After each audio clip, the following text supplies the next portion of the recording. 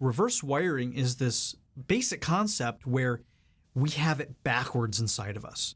For example, we think love is abuse and abuse is love. Or we think being generous is selfish and being selfish is generous.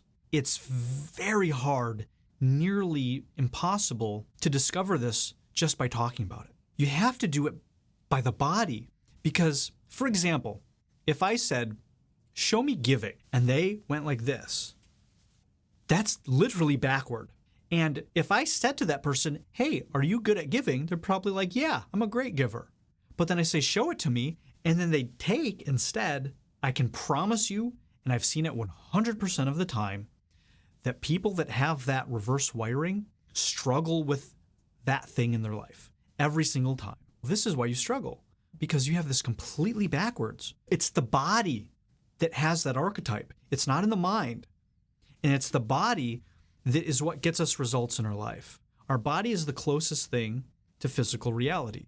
Our mind is in a different dimension, right? It's not physical stuff.